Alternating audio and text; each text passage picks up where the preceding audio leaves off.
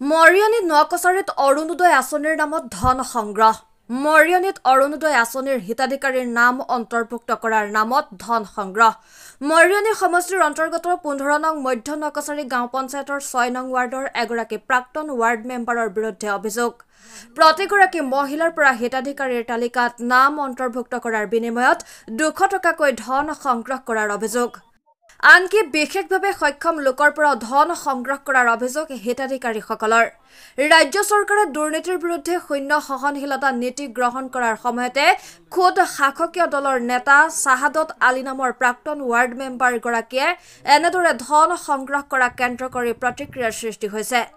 মৰিয়নী সমষ্টিৰ বিভিন্ন ঠাইত এতিয়াও দুখীয়া লোকসকলৰ পৰা আঁচনিৰ নামত ধন লোৱা কাৰ্য চলি থকাৰ অভিযোগ আছে। শাসকীয় দলে এনে কৰ্মীৰ ওপৰত কেনে ব্যৱস্থা গ্ৰহণ কৰিব সময়তহে লক্ষণীয় হ'ব।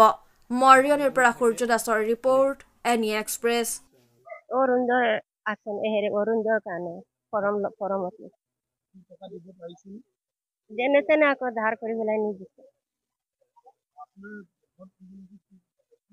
মোৰ ঘৰটো বেছি ভাল নহয়, এটা ল'ৰা দুটা ল'ৰা বেমাৰী হয়, মোৰ মানুহজনে নাই। মই যেনে যেনে চবৰ পৰা মানে হেৰি কৰি চবে মানে সহায় কৰে।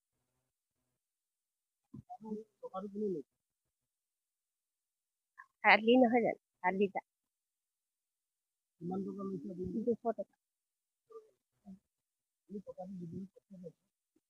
বহুত কষ্ট পাইছে। সেইটো নাজানো কেলে, খালি কৈছে ফৰমত 200 টকা লাগে আৰু চাইন কৰিব লাগে। অৰুণোদয় পাইছে কেইদিন হলে, 2 দিন না 3 দিন হৈছিল ন, 4 দিন আমি নাজানো। অৰুণোদয় আঁচনি প্ৰদান কৰিব লাগে।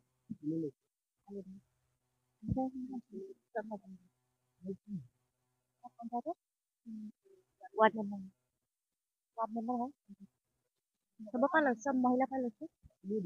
দিছে আকৌ নতুনকৈ ফৰ্ম খুলিছে, হয় কৰাইছে। 200 টকাকৈ লৈছে। ফৰ্ম ফিল আপৰ কাৰণে 50 টকা আৰু স্কেনাৰ কৰিবলৈ 150 টকা। সমদ আলী আমাৰ গাঁৱৰ মানে পঞ্চায়তৰ আমাৰ গাঁৱৰ 6 নং ৱাৰ্ডৰ আপোনাৰ ৱাৰ্ড মেম্বাৰ পাইছোঁ। আমাৰ গাঁওখনতে 25 গৰাকী 20 গৰাকী তেনেকৈ হ'ব, চবেই দিবলগীয়া হৈছে। সেইটো তেনেকৈ একো কোৱা নাই যে নিদিলে কাটি দিম বা অৰুণোদয় নাপাব, তেনেকৈ বুলি কোৱা নাই। খালি আমাক কৈ দিছে আৰু পইচা 200 লোৱাৰ কাৰণে মানে কি কাৰণে লৈছোঁ সেই কথাটো জনাই দিছোঁ। আপোনাৰ ফৰ্ম ফিল আপৰ কাৰণে লৈছে আৰু স্কেনাৰৰ কাৰণে লৈছে।